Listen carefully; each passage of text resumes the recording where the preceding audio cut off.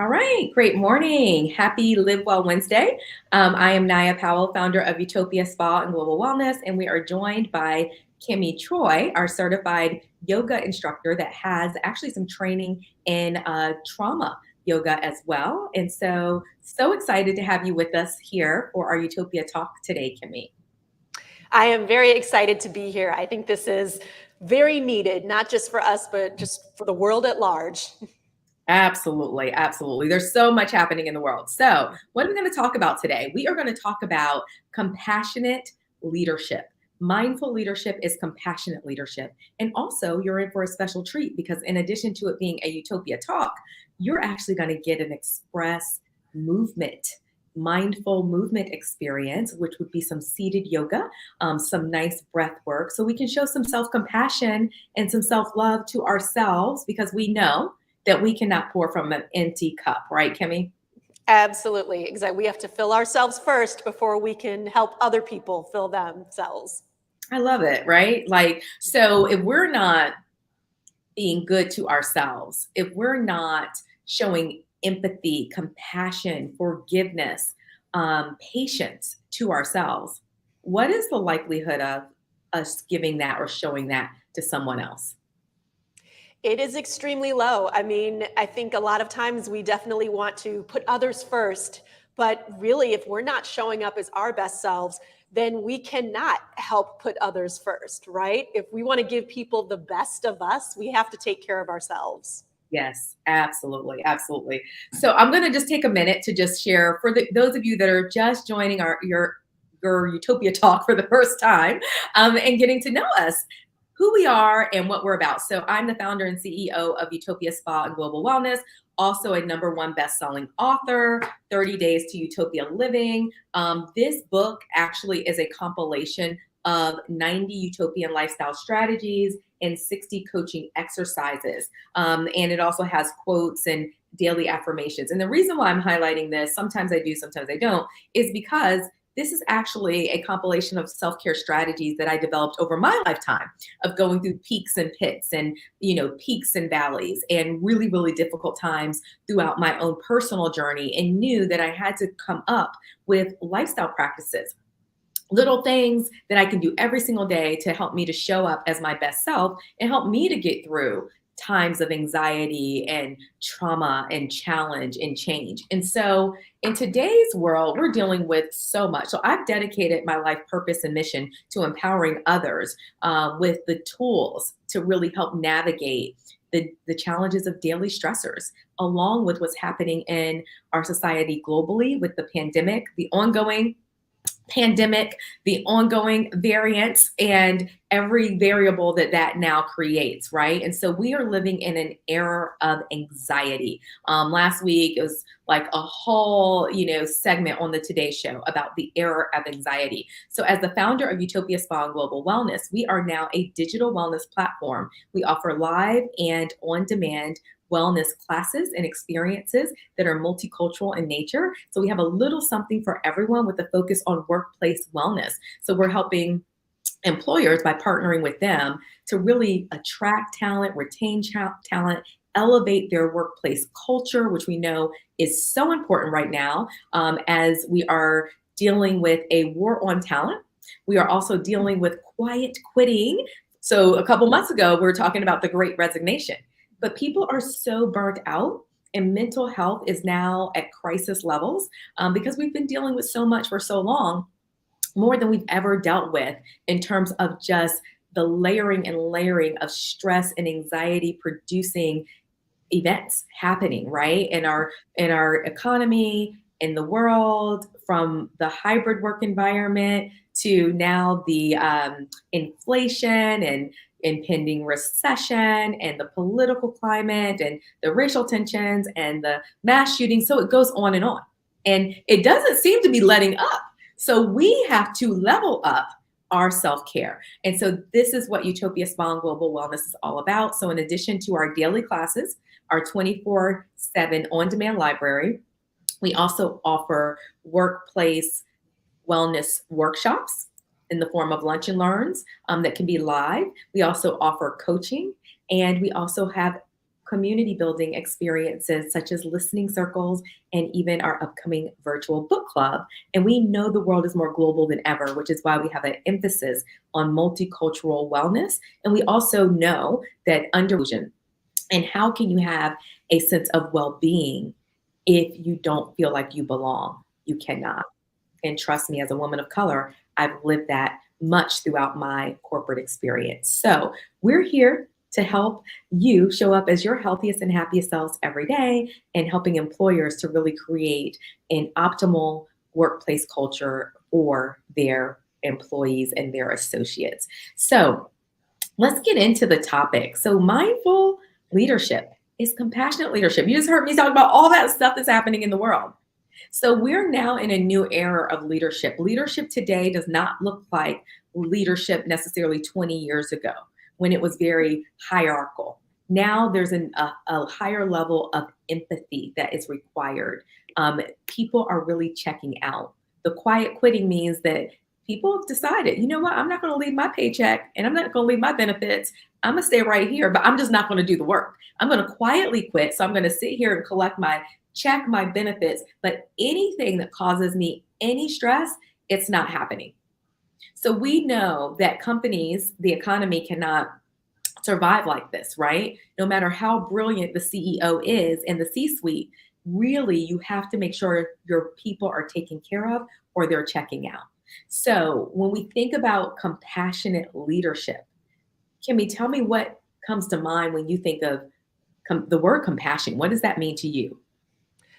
For me, immediately I think about love, whether that it just rooted in love, whether that's love for oneself or others, kindness, and certainly empathy.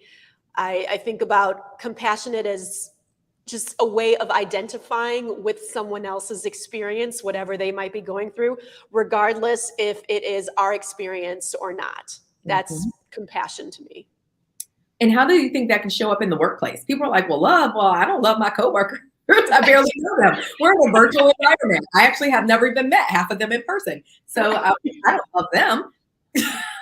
That's a good point. Yes, I'm sure a lot of people certainly can vibe with that statement. Yes. In the workplace, I think that it's especially important to think about compassion, especially for leadership roles, people who are in those founders and CEO positions.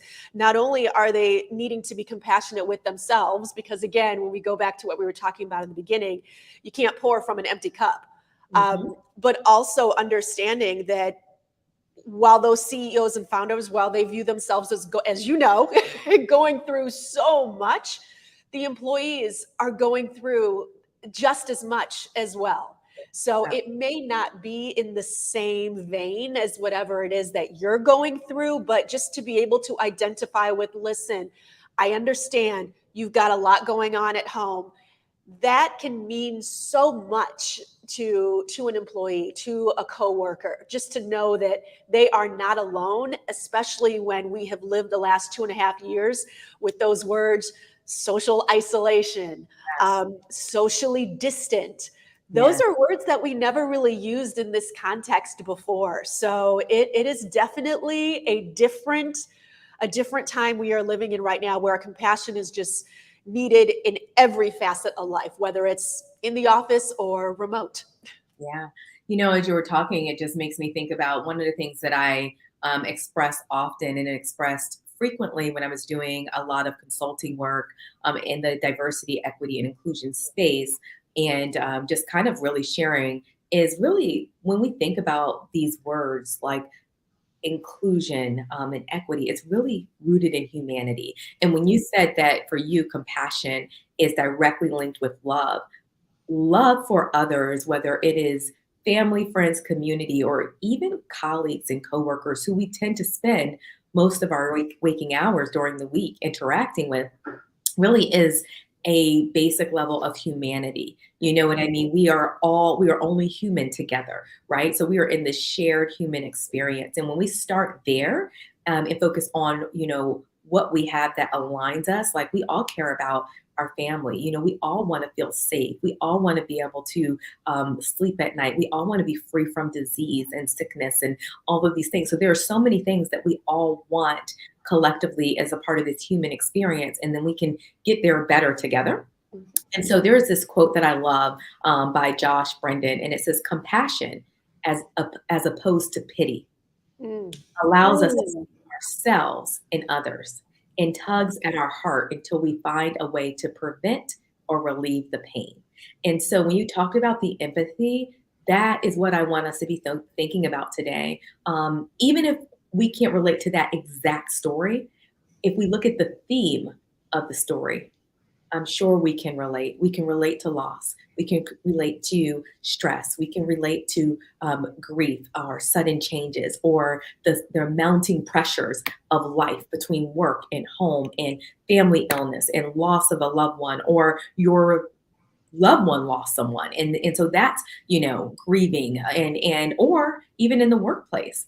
When one person's out because they've lost someone as a result of COVID or they have COVID, I don't know if there's anyone that can say that they have not been impacted, whether they were actually contracted COVID personally or not. Mhm.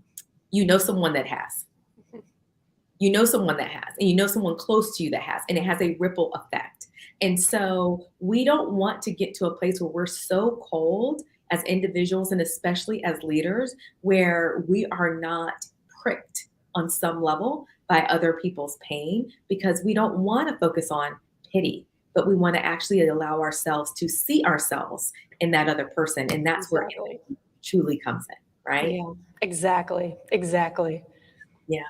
So, Kimmie, I thought you would be perfect for this conversation. Not only, hi, Dee Dee, yay, um, a really good founder friend of mine.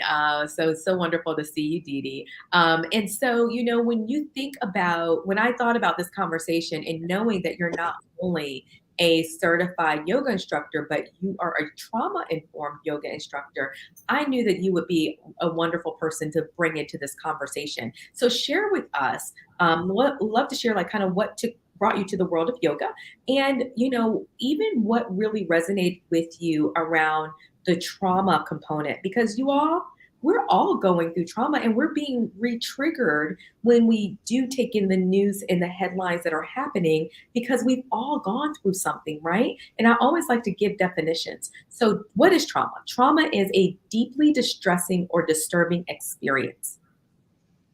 And I think if you've lived long enough, even a 6-year-old will say they've gone through a deeply disturbing experience, and that could have been because they didn't get their ice cream or whatever levels, right? But we know good and darn well, once we've lived to be an adult, we've experienced something that is deeply distressing, and a lot of it in the last 2 years. So talk to us a little bit about that, Kim. First of all, I love the ice cream analogy because it fits in perfectly with what I'm about to kind of go into. Well, to answer your first question, I had an idea of what I thought yoga was. It is completely different than what I thought it was, and it very much surprised me. Took me a little bit of time to kind of get into it, but I thought it was more just stretching, or just had some kind of preconceived notions about what I thought it was. But I was already on this journey of fitness and realizing how it made me feel mentally, not just physically. And I had no idea that there was such a mind-body connection until I experienced that. So going to the yoga class, already starting on that journey with fitness, it just resonated with me. It's like, okay, I can actually kind of slow down and think a little bit more. I have a nickname called Motor Mouth. So I've had it my entire life. But as you can probably tell. But with yoga, I'm actually kind of just quieting the inside. And that was very, very different for me. In terms of trauma, I had to take a trauma workshop course for my yoga training. And I was so shocked at how I realized things that I went through, whether it was in my childhood or experienced as an adult, those were traumatizing. So going back to your ice cream story, that may have been traumatic for someone. Yoga is all about non-judgment, right? And we cannot judge what someone else's trauma may be, whether we think it's little or small, there's no size. Yeah. So I think coming to something like this, having this discussion, it's just so important. For me, 2020 was a very traumatizing year, as I'm sure it was for so many people, especially as an African American woman. It was just very, very scary.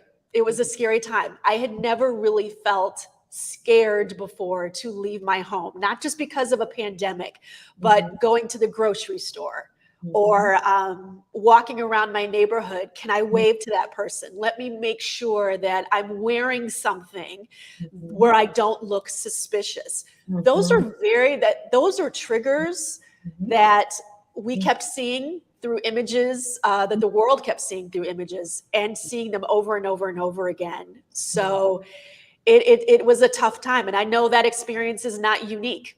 No. So And we are in this collective thing we're together. in a collective thing. Thank you for bringing that up because, we are. It's interesting, right? Like you're talking. I'm. Correct me if I'm wrong. Talking about the layer of the George Floyd Mhm. incident, and I'll tell you, as I just did a beach trip with a good girlfriend here in North Carolina, and I was leaving after the end of the day. I was driving home, and it was late. And I remember as I was driving home during that time where we needed community more than ever, realizing like, oh, I don't want to go to her house because that means I will have to drive home late by myself. And that's traumatizing to me to be on the road late and being afraid of like, what if I do get pulled over by the police just for driving while being Black? And so, these things, I remember reliving that just on Saturday. I Mhm. remember getting pulled over by the police, during that time and being so afraid. And so these are the things that haven't just completely left us because we're not talking about that incident every day. It is a part of being a part of the Black community in America, but we're not alone in terms of feeling triggered or trauma for these reasons. We all feel triggered and trauma for various reasons, but it is heightened for people of color in underrepresented communities. And so, this is why in the workplace and elevating culture, it is so important to have a compassionate leadership. And so let's get into it. I want to share a few quick stats, right? Because we could talk all day. We might have to do it part two. So 9 out of 10 workers say that they feel more motivated if their leaders support well-being efforts. So we know that empathy, a sense of belonging, has to come with the diversity, right? You Right. can't just have, oh, we're meeting some diversity numbers, but people don't feel included. They're not experiencing equity and they don't feel like they belong. So who's getting invited to coffee or the networking event or the golf or the happy hour or the baby shower and who's not? So these things are really important and they go hand in hand with well-being.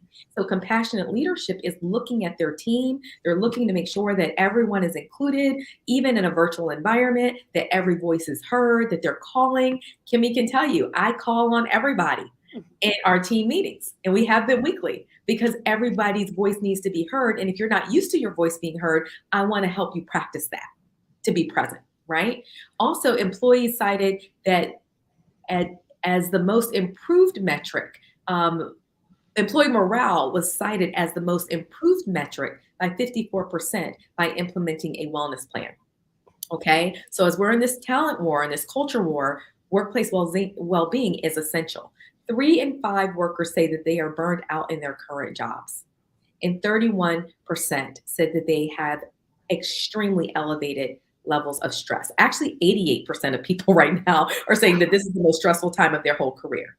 I So, believe it. if you're in a leadership role, a few things that we want to make sure that you do, right? We want to make sure that you know what the characteristics are of compassionate leadership. Ask yourself, are you aligning with this? Are you being thoughtful and kind? And if so, how does that show up? We start every meeting with a mindful moment and an opportunity to do a gratitude reflection so we can hear. We also ask, what are some of your wins and what are you struggling with? Where do you need help and support? So these are ways that you can foster community and compassion and support. Being open minded, as we talked about, even if it hasn't been your story, believing someone when they tell their story. Focus on what's best for your employees, focusing on improving their happiness. And ways you can do this is asking your team what's causing you the most stress right now. Mhm. I will ask my team members, especially in one on ones, what are you most energized? What areas of your work are most energizing and which areas are most depleting? Because as a leader, even though I want certain things done, I don't need to pile up a person's plate with things that they don't like just because I need it. And if I do, we need to communicate that this is just short term until we can get a fix. I'm not going to give you this and make you stuck with this because I want them to feel rewarded in their work, right? I We will want say, them, Naya, if I can interrupt for a quick second, yeah, the yeah, first time you asked that in a meeting, it was just very strange. I was like, why is she asking me if I'm okay? Like this is a weird, I don't understand. it takes people off guard because they're not used to it. Yeah, yeah. Yeah. And I've Oh, had, please don't call on me. Please don't call on me. And and that's a very, very now hearing the motivation behind it, it's like, yeah. oh yeah, that's true. My voice is important. Yeah. Yes, it is. Everybody's voice is important. And that's what, and everybody's not comfortable. We know we have introverts and extroverts, but we know as a leader, as a compassionate leader, we need to also respect that. And maybe you don't over index for for the introverts, but we still have to make sure that their voice is included and create space. So even the introverts, you have to, you have to own your space too. But maybe it is giving people after one or two questions an opportunity to share and chat, right? So these are ways to make sure that everyone is included and people just aren't so used to being hammered down, because that happens too, that then due to societal norms or social, I would say social conditioning, that sometimes we morph into something that wasn't how we were originally created to be in the first place. So also celebrating those wins, not only from a leader perspective, but one of the things we do is values in motion. We start our team meetings off with shout outs, team shout outs. So as a leader, you don't know everything that's happening in your team. You don't know who's supporting who. You don't know always who worked the weekend. You don't know who answered a call from another team member and helped them. And you get to hear all of this, right? And then you can further celebrate your team members, having respectful boundaries, right? So not expecting, your team to work around the clock, making sure that you're giving them some reprieve time, right? Last weekend, Kimmie was like, sorry to bother you on a Saturday. I was like, I didn't even know you were working on a Saturday, but thank you. But I'm not expecting you to do that today. And there are times, right? There are times in every organization where it's crunch time, but we need to be very respectful that people need time to replenish and not expect that. So offering reasonable workloads, also listening circles. We have developed empathy and listening circles, which we've had a chance to do a offsite retreat with United Healthcare a couple weeks ago, and just the response was just overwhelming from just teams and breakouts having a chance to hear each other, talk through, do mindfulness and gratitude and a little yoga and just really taking care of your folks, right? And so investing in those workplace wellness programs.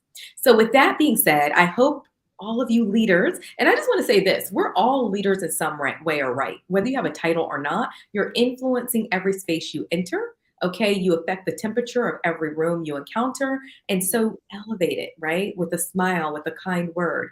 And yeah, we can't pour from an empty cup. So with that, we're going to go ahead and take about 9 minutes because we'll leave 1 minute just for any questions or comments. But let's go ahead and I'm going to transition over to you, Kimmie, and you'll take us through a mindful movement experience where we can really own some self-compassion.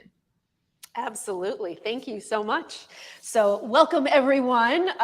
Very, very excited that we have this opportunity to be together this way. So we'll just start out whatever seated position feels good for you, wherever you are right now. I'm just going to get a little bit closer here, a little more light. So wherever you are right now, that's exactly where you should be. And I would invite you to gently close your eyes. Just take a few moments here. Hands can be in your lap. They can be on your knees with your palms facing up. If you're sitting in a chair, just think about feet being flat on the floor and taking that collective sigh of relief that we have this time together, just a couple of breaths, always at your own pace, whatever feels right for you. And as we move through our practice today, we think about our confidence in moving through the world with love, with compassion, knowing that we have these tools inside. Our confidence comes from, some might say, the pit of our belly. It comes from our core. So while we're here with our eyes gently closed, think about pulling that belly button in toward the spine. And feel how your chest just rises just a little bit. Shoulders are pulled away from the ears. And we'll go ahead and open up our eyes, sitting up nice and tall. So bringing our hands to our knees, or if they're on an armchair, again, remember, we're pulling that belly button in toward our spine. We're just keeping it engaged. I like to say it's almost like we're flexing that six-pack that we all have. We all have it. Scientifically, it is there. So engaging that spot, because that's where that inner fire, that strength and confidence comes from.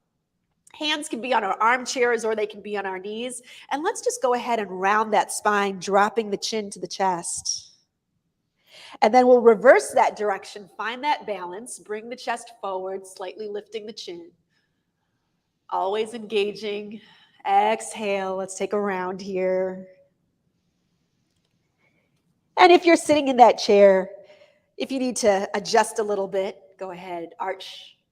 Go ahead and maybe scooch to the edge of the chair, wherever you can find a nice round and a nice arch. Let's do just one more. Bring that chin back to the chest. We will finish up on a round. That will be our last one. And sitting up nice and tall. Yes, bring that eye gaze back up. I like that. I'm seeing Naya just starting to release some of the tension. Any kind of movement you feel you need to do right now, go ahead and do it. This is your experience. So from here, let's lift one hand all the way up and just take a little stretch on over to the side. Again, as we hang out here for a few breaths, think about that core area. Think about that inner fire. Pull that belly button in toward the spine. The stretch is coming from the side. The arm just kind of goes along for the ride. We'll take an inhale as we come on back to center. Still engaging here. Bring that opposite arm up. Take it on over. Yes. Stretch comes from the side, engaging those core muscles. Hanging out here for a couple of breaths. And let's go ahead, take a breath in. Bring it on back to center. Yes. Bringing those hands back to our knees or back to that armchair. Let's find that round again. This time we're going to hang out in the round. Still breathing though, but engaging those core muscles. Still breathing. It's a very different kind of movement here. It's like you're rounding the spine, you're dropping the chin, you're pulling that belly button in toward the spine, but feel how it might even be a little bit of a challenge to breathe here.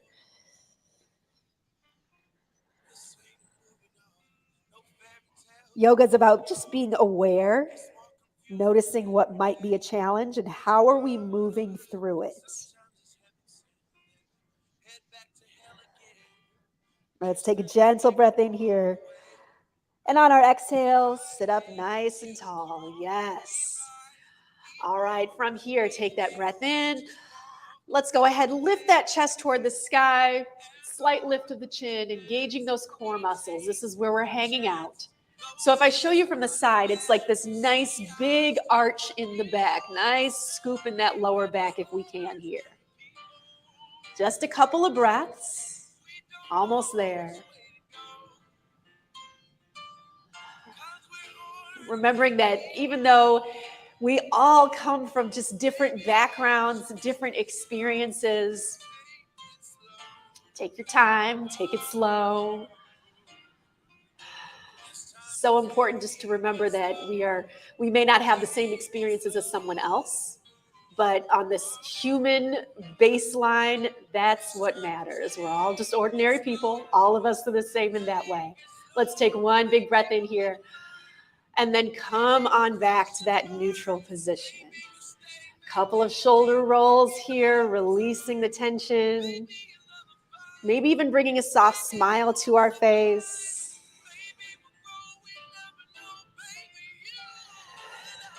Yes. And now if you lost that connection with those tummy muscles, go ahead, bring it on back. Continuing to breathe. Last big round here. Nice. Let's drop that chin to the chest. Still engaging those tummy muscles. Again, sometimes we need a person to remind us, oh yeah, I'm supposed to be engaging those tummy muscles. Usually when I say it in my yoga practice, it's because I forgot and I'm reminding myself. We'll bring one side of the head to the shoulder here. Yes. Still breathing, still engaging. Still breathing here. Let's take that breath in. Bring the chin back to the chest on the exhale. Take a breath in. Exhale, bring it on over. We're wrapping things up here. Couple more breaths. Always in that space of gratitude that we even have this technology to be able to have this conversation. To remember that every voice is important, including ours. Let's bring our chin back to the chest. Nice big breath in. Bring it on back up to neutral. Let's lift those hands all the way up toward the sky. And then bring the hands down to heart center. Namaste. Hey, thank you. That was lovely. That was lovely. I want to give you all just a minute to just think about something that you're grateful for, as we just experience that beautiful practice of mindful movement. Gratitude is a paradigm shifter. It is powerful. So just think about, the movement and breath of your body. Think about the beauty and abundance of nature. Think about the family, friends, and colleagues that you have. Think about being in this land of the living where we've lost so many over the last couple of years. So just take a moment to take in a deep cleansing breath of gratitude and exhale everything that does not serve us. And in a spirit of compassion, just breathe in another breath of self-love and compassion. Exhaling out critique. And on your next inhalation, just breathe in love and compassion for someone that you know really needs it right now. Someone that's hurting, someone that's going through a tough time, someone that's struggling. And as you breathe in and exhale, just send love and light and compassion their way.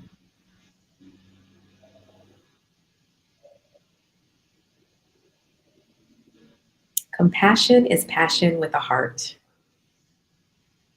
So may we be filled with compassion this day. May we lead with our heart, and may we show up in love and light.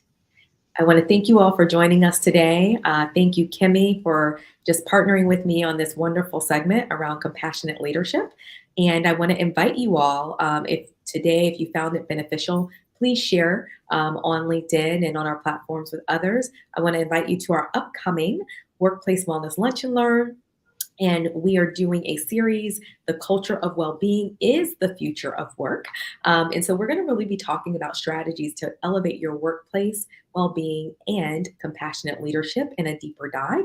That's going to be August 31st, 1 hour session. And we'll get a chance to connect with you a little bit more. And that is going to be via Zoom. So I will be adding the link so you can go ahead and reserve your spot today. They are limited seats. You will also receive some free trial memberships to our platform.